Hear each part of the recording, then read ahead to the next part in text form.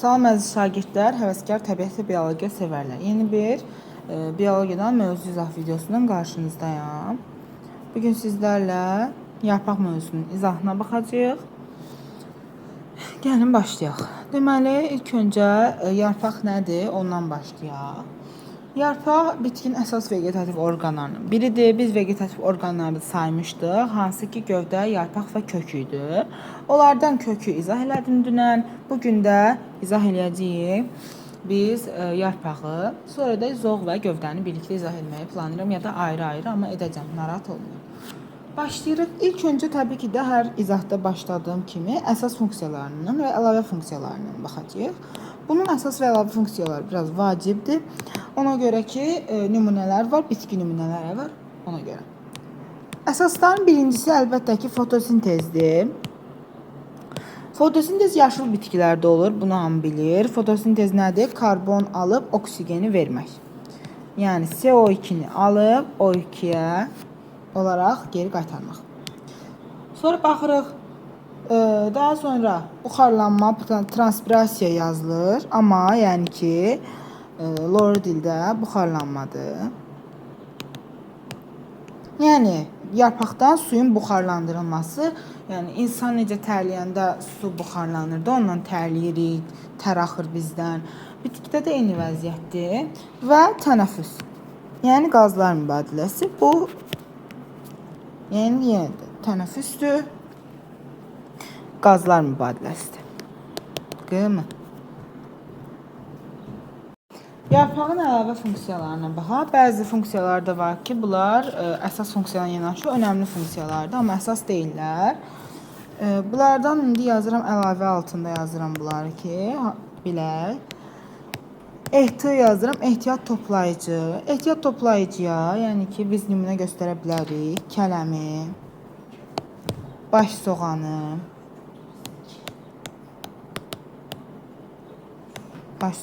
bir də aloe. Daha sonra gəlir müdafiə funksiyası. Yarpaqların müdafiə funksiyası, yəni tikan kimi də görəcəyik şəkil dəyişmələrdə. Kaktus, ziring, akasiya. Dayaq funksiyası var. Müdafiə ilə dayağı yadda bir yerdə saxlaya bilərsiniz, amma təbii ki də eyni deyirlər. Yazaram ora noxudu, lərgəni. Sonra vegetativ çoxalma yazaram beqoniyanı, uzanbar bənövşəni. Sonra qidalanma funksiyası var onun. Əslində bunun başqa adı da var idi. Adı trofik idi. Trofik, amma tropik deyildi, yəni səhv salmayın. Cücüyən bitkilər. Təkrar eləyək. Deməli, ehtiyat toplayıcı kələmdir, baş soğandır, aloedir. Müdafiə zirinc, kaktus, akasiyadır. Dayaq da noxud, lərgədir. Vegetativ çoxalma, begoniya, uzanbar bənövşəsi, qidalanma cücüyən bitkilərdə olur. İndi gəlirik yarpağın xarici quruluşuna, sonra daxili quruluşuna keçəcəyik. Çəkdik yarpağımızı. Bu hissə olur yarpaq ayası. Bu hissə də olur saplağı. Saplağa da onu deyə bilərik ki, bitkilər saplaqlı və saplaqsız olur. Saplaqsız bitkilər, yəni saplağı yoxdur, olur oturaq bitkilər. Bura nəyə misal göstərə bilərik? Aloeni, qərənfili, kətanı. Sonra agava var idi. Bunları misal göstərə bilərik. İndi baxırıq. Yarpağı sadə və ya 2 qat yarpaq olanlar var. Sadə yarpaqdan başlayırıq. 2 qat yarpaq deyirəm, mürəkkəb yarpaq. Yarpaqlar ümumiyyətlə yenə deyirəm, 2 yerə bölünür. Sadə, mürəkkəb. Sadə yarpaqlara misal göstərəcəyik. Məsələn, toz ağacını. palıd, əncir, sonra nə göstərə bilərəm? Heyvanı, heyva varsa alma. Bunları misal göstərə bilərik. Mürəkkəb yarpaqlara keçəcəyik. Bunlardan qabaq ilk öncə bəzi qeydləri yenə deyəcəm sizə. Qın nədir? Deməli, məsələn, qın harda olur? Buğdada olur, qarğıdalda olur, bir də arpada ola bilər. Bunlarda deməli, yarpağın dib hissəsi genişlənir.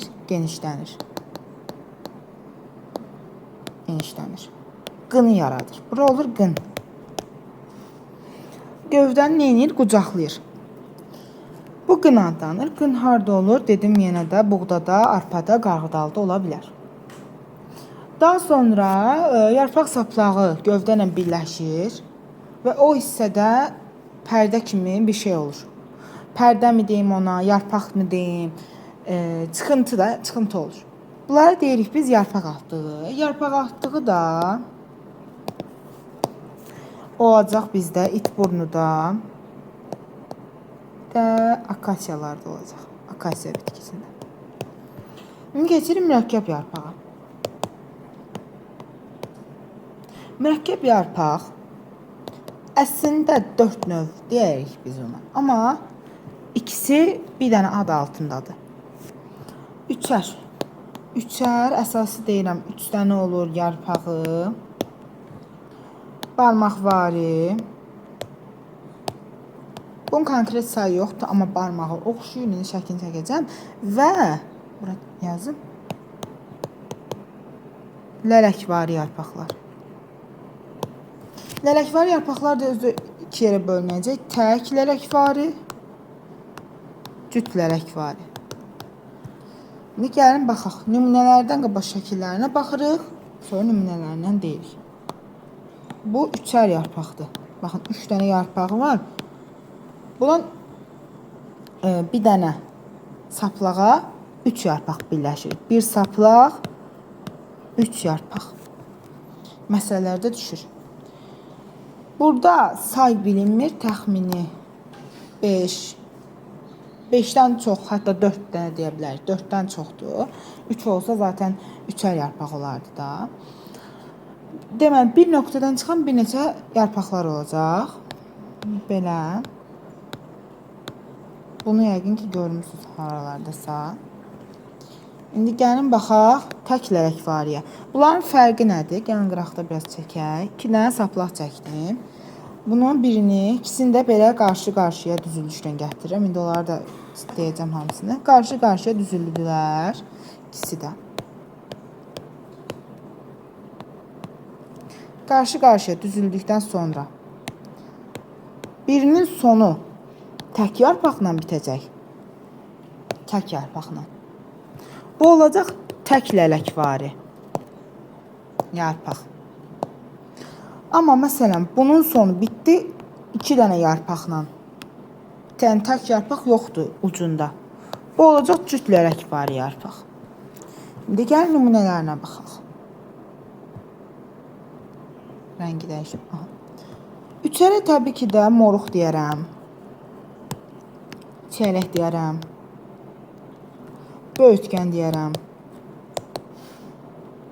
Bunlar üçü də oxşuyurlar da, yəni yabani bitkilərdilər.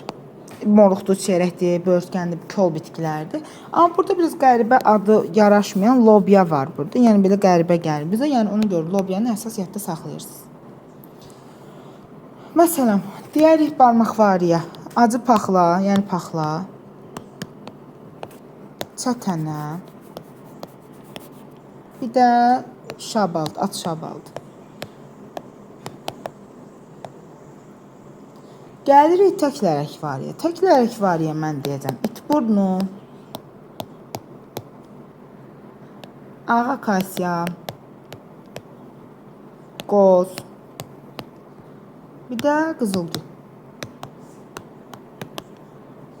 Cüt lələkvariyə deyəcəm. Sarı akasiya, lərgə, lərgə ilə noxud bu bölmədə bir yerdədirlər, hər yerdə. İndi belə bir istisna deyirəm sizə, yəni istisna deyəndə yadda saxlamaq üçün. Ağ akasiya, AA aiddir təklər əkvariyə. SA, sarı akasiya aiddir cütlər əkvariyə. Yəni bunu yadda saxlayın, akasiyalar ayrı ola bilərlər yarpaqları. Tamam, keçirik yarpaq damarlanması. Buralar biraz əzbərdir, yəni bu hissələr əzbərdir. Yarpaq damarlanması. Yarpaq damarları 3 yerə bölünəcək.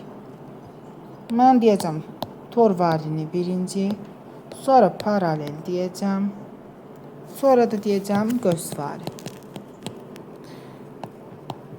Deməli, baxırıq, torvari damarlanma necə olur? Torvari damarlanma, belə bir yarpaq çəkirəm.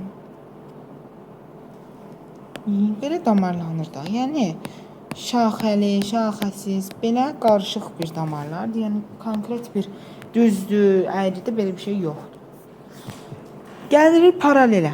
Paralel məsələn belə bir şey çəkirəm. Baxın, paraleldir də, damarlar bir-birinə belə paralel olacaqlar. Göğsaridə də adı üstündür. Bir dənə düz xətt çəkirəm, belə rahat çəkmək üçün. Bir dənə də belə çəkirəm. Sonra buraları tamamlayıram, belə. Ha, belə. Belə çəkirəm. Olur göğsvari. İndi baxırıq. Torvaridə biz nə deyəcəyik? Torvariyə deyəcəyik ikiləpəllər. İkiləpəllər deyəcəyik. İkiləpəllərin hamısı torvaridir. İstisnamız olacaq.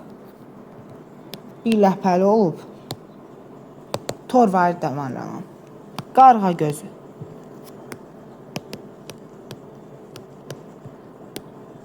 Hələlik testləri işləyəndə iki ləpəli, bir ləpəli anlayışını anlamadığımız üçün bilmirik hansıdır. Məsələn, fəslələri keçmədiyimiz üçün sadəcə əzbərləyəcəksiniz ki, məsələn, palıd olar, alma olar, çinar olar, söyüd olar, nə bilməm, belə şeylər olar.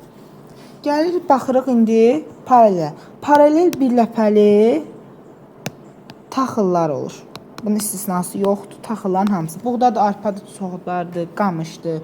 Qamış məsələn bir ləpəlidir. Onu məsələn deyim, biraz qarışıq gələ bilərsə. Taxıldır, onlar bilirik ki, bir ləpəli taxıllar fəsiləsində elə nümayəndəsi. Göğsvariyə deyirəm ki, mən zambaqlar. Bir ləpəli zambaqlarla, deməli bir ləpəlilər iki fəsləyə bölünür də. Zambaqlar fəsləsi və taxıllar fəsləsi.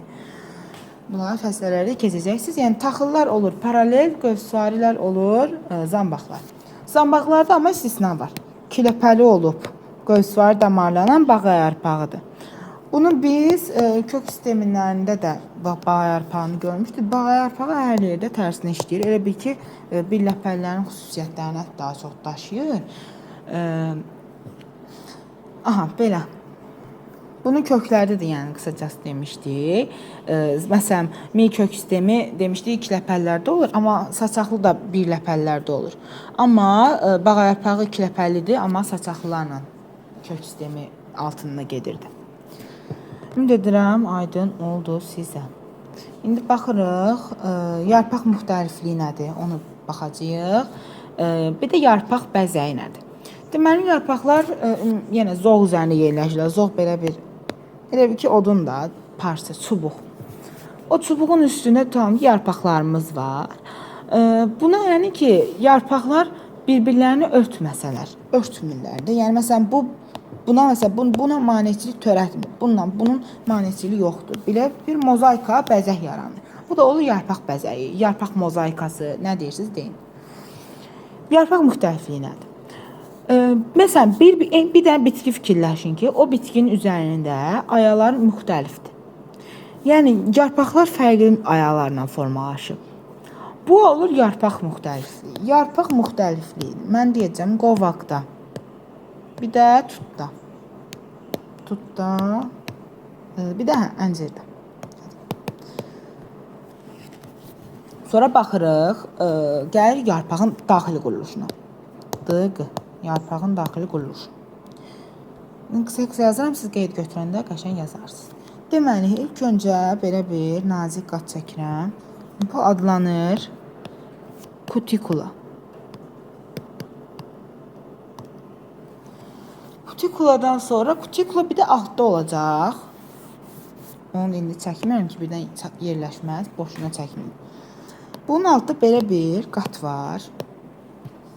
Bir də dəricik var. Yəni bu da üst dəricikdir, bunun enisi alt dəricikdə var. İndi çəkmirəm. Dəricikdən sonra belə sütunlar çəkəcəm, adı üstündə çünki olsun, oxşasın deyə. Sütunvari toxuma. Sütunvari toxuma gəlir burada. Kloroplastlar olur, boşluğu yoxdur. Sonra süngərvari yazır, onun boşluğu olur, ona görə deyirəm. Sütunvari toxuma. Sonra gəlir, altdan gəlir, süngər toxuma gəlir. Bir də ki, damar dəsti gələcək. Süngər toxumu, baxın, belə bir şeydir. Boşluqlar var arasında. Hər nə qədər çox olsa da içində boşluqlar olacaq. Süngər toxumu.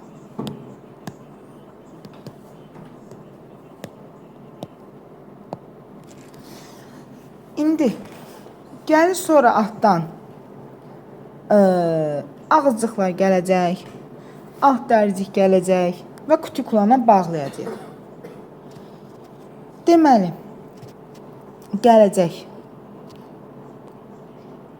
Şəkil çəkirdik. Alt dəricik adı. Burada olacaq ağızcıq,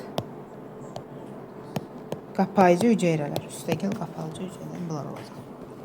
Və kutikulanı təzədən bağlayacaq.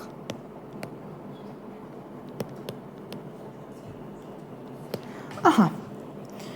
İndi borlu lifli damar dəstinə baxacağıq. Bunu da belə, elə bir ki, bu əslində belə bir silindrik bir şeydir. Mən indi bunu elə bir ki, buradan kəsirəm, açıram, belə düz təbəqə halında açacağam. Üstü olacaq liflər. Sonra gələcək borular və ksilema. Borular ksilema demək. Yəni biraz çaşırır uşaqlar. Çaşırıq ki, borular ksilemadır yoxsa floemadır. Floema ələyə bənzər borulardır. Bunu fərqli rənglə göstərirəm. Bu ələyə bənzər borulardır. Borucuqlardır. Fərq budur. Bu da olur floema. Və bunlar da ki, neynirlər? Borlu lifli damar dəstinə əmələ gətirirlər birlikdə. İndi baxırıq. Hara qaldı, hara qaldı? Çox bir şey qalmayıb. Yarpaq şəkil dəyişməmiz qaldı bizim burada. Zoğu sonra başı salacağım. Yarpaq şəkil dəyişməm qalmışdı. Mənim suyun buxarlanması qalıb.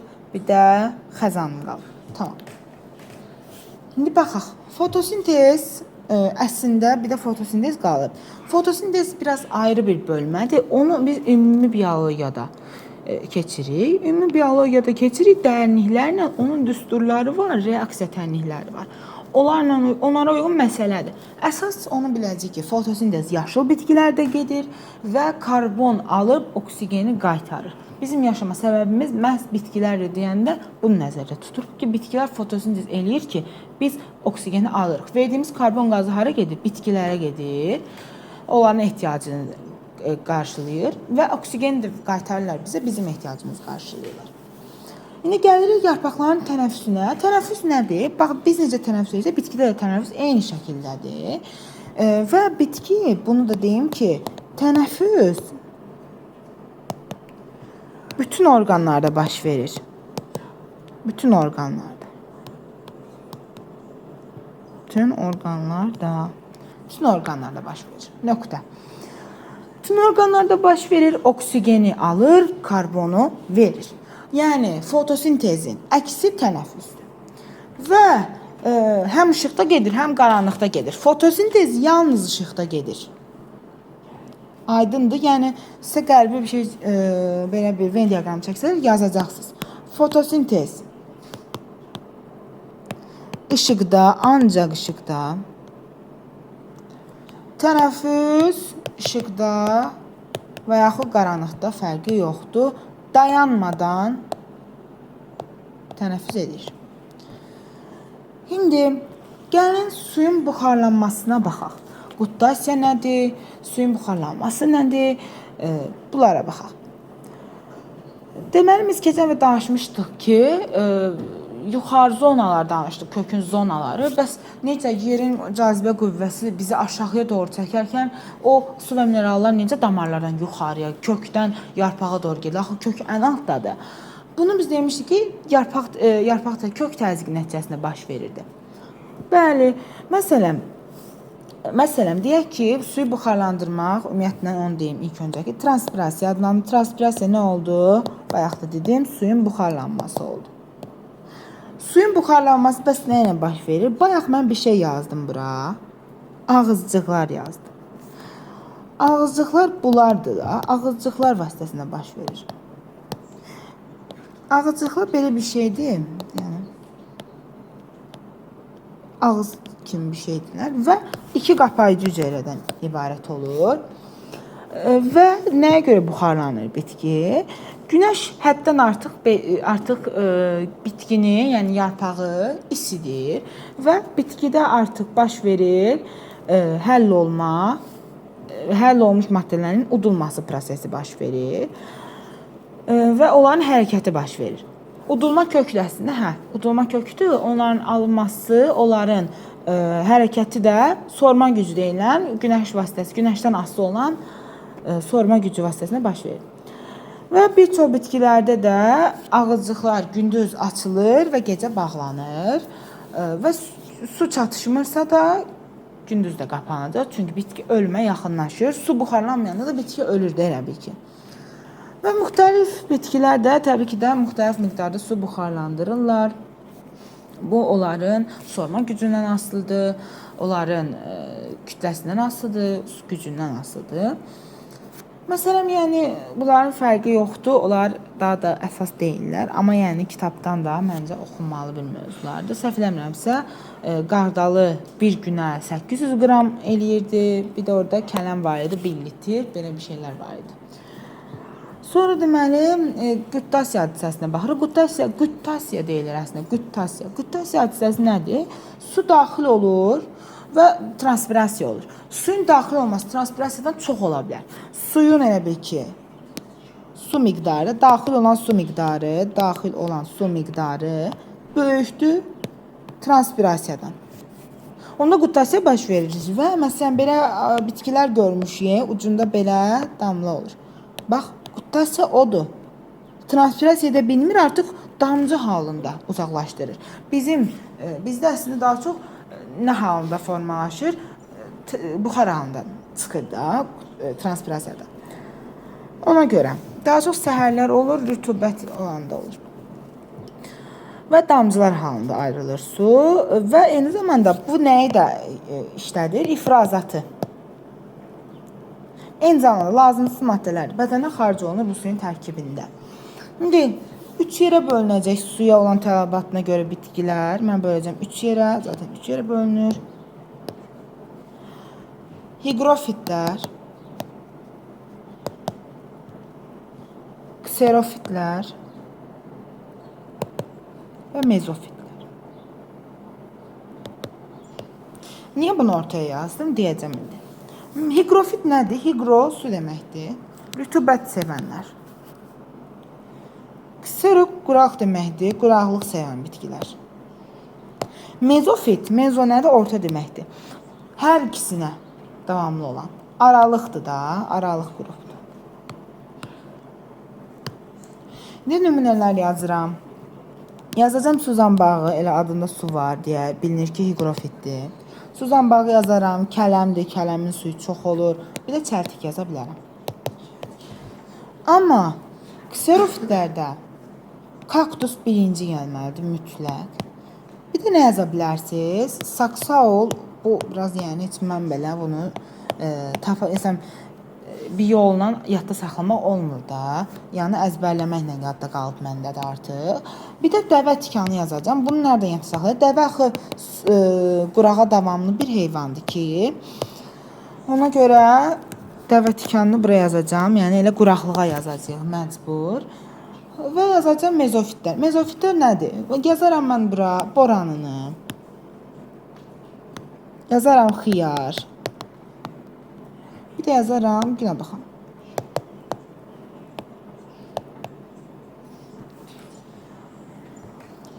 Və eyni zamanda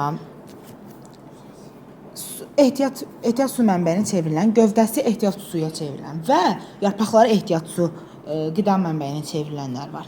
Yarpağı çevrilənlər aloedir. Aloe varsa yanında agavası olacaq, bunlar əkizdirlər. Və gövdəsi çevrilənlər var. Maldili.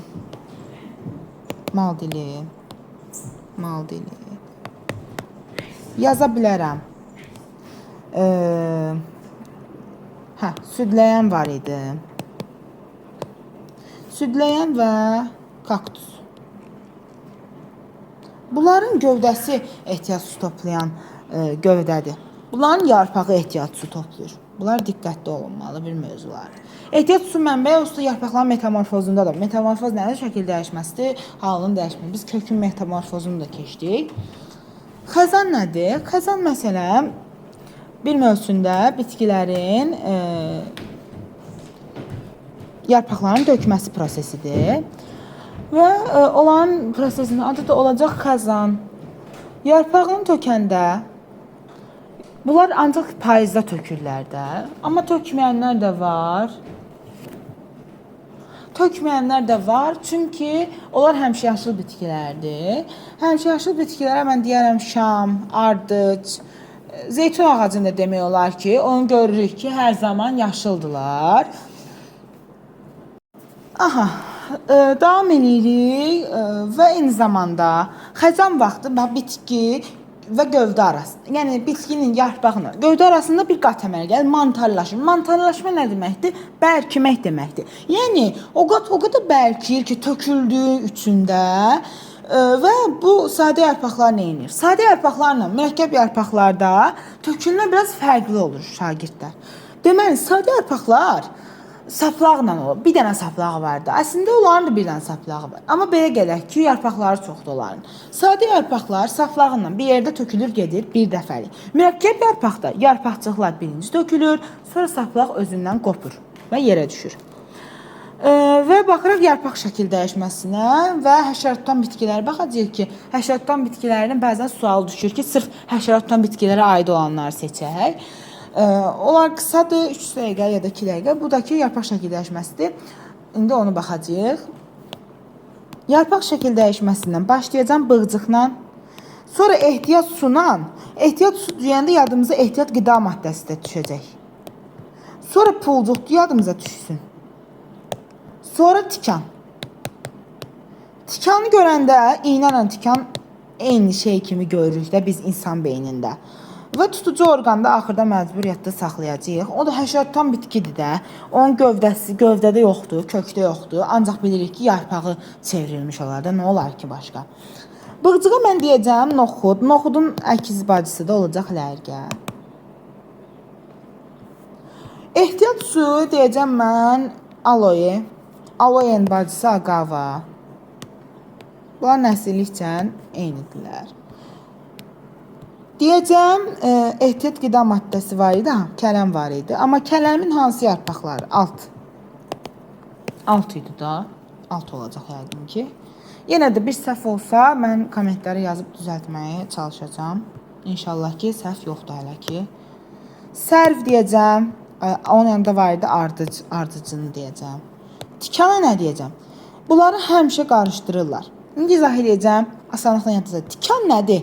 Tikan bizim əlimizə nə batır? Zirincin tikanı batar. Zirinc bitkisini çox görmür. Əsas kaktus. Kaktusla zirinc çox vaxt yan-yanadılar. Bir də tikanla nə uyğun gələcək? Qara tikan. Bitkinin adı belədir. Qara tikandır. Tikan deyəndə ağlınıza bu gələcək.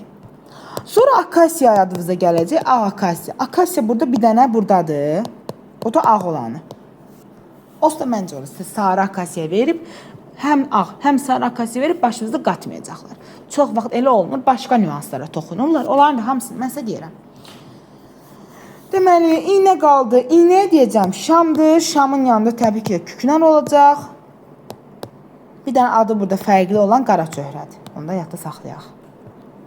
Yəni bəzi şeylər var ki, biologiya həqiqətən anlamaq lazımdır biologiyanı. Amma bəzi nüanslarda təbii ki də əzbər önəmlidir. Amma təkrar, məsələn bu tarix deyil ki, sırf əzbərləyəsən. Bu təkrar edilərək yada düşən bir şeydir. O qədər səsli, məsələn, səsli oxuyun. Bəli, mən səsli oxuyuram şəxsən bunları imtahana hazırlaşıram. Mən də imtahana hazırlaşıram, siz də hazırlaşırsınız. Mən artıq 10-cu sinif oluram. Amma bunları yəni mən 9-cu sinifdə də hazıra getmişəm blok fənlərindən. Ona görə bunları da keçmişəm. Ona görə mən də bunları nə edirəm? Açıram, oxuyuram, təkrarlayıram. Noxud lərgə məsələn. Noxudu görəndə artıq ağlıma lərgə düşür. Çünki mən 1 il boyunca oxuduğum üçün o qədər təkrarlamışam ki. Artıq avtomatik olaraq məndə formalaşıb o. Tutucu orqanı nə deyəcəyik? Baxın, şeh çiçəyi. Nepentes. Nepentesin o birisi adı da var. Küpə otu.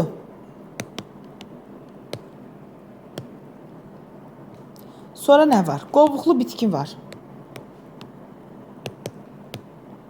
Bir də miçət tutan var.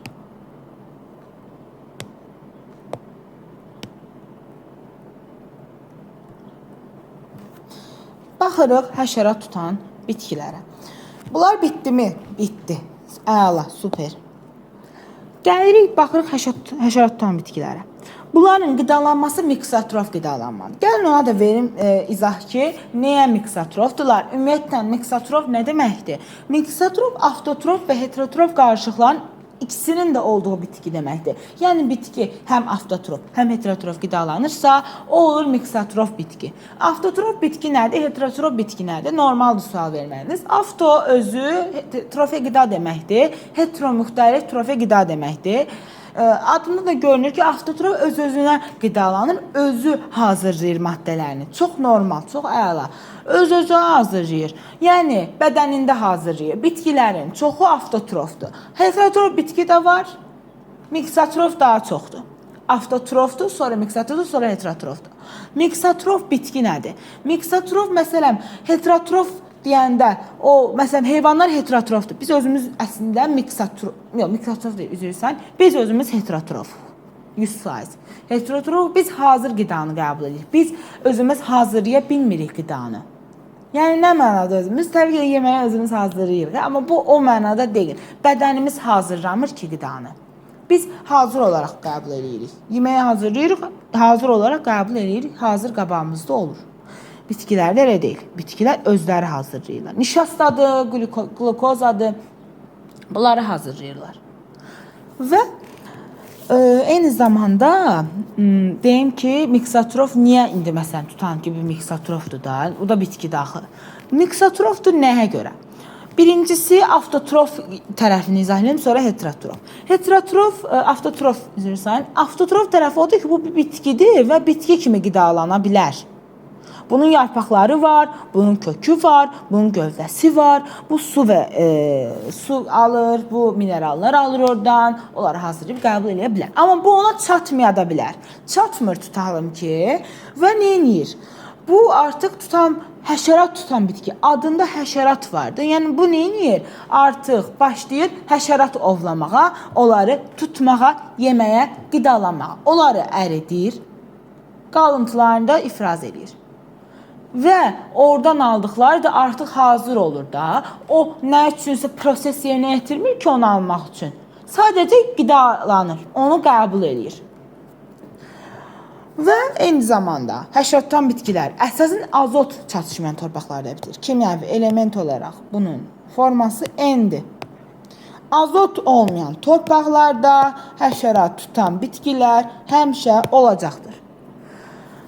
Və bu qədər. Bugünkü dərsimiz bu qədər şagirdlər. Ümid edirəm başa düşdünüz. Arada çaşıram, məsələm deyirəm. Üzrlü sayın onlara görə də ümid edirəm ki, əsas odur, mövzunu rahat bir şəkildə anlaya bildik. Anlaya bilmədiyiniz olsa yaza bilərsiniz kommentlərə. Bunlara aid məsələlər də izah edə bilərəm. Yarpaq məsələləri dimdən seçərsiniz, güvəndən seçərsiniz. Nömrəni kommentə yazın. Mən də sizin üçün Instagramda, YouTube hesabımda izah eləyim. Instagram hesabımda bura qeyd eləyim. Biologiya qısa i ilə yazmağı unutmayın. Ümumiyyətlə bu kanal təzə açılmıyor. Bu kanal neçə ildir var. Sadəcə çox video çəkmirdim. Yay tətilini gözləyirdim ki, qəşəng videolar gəlsin.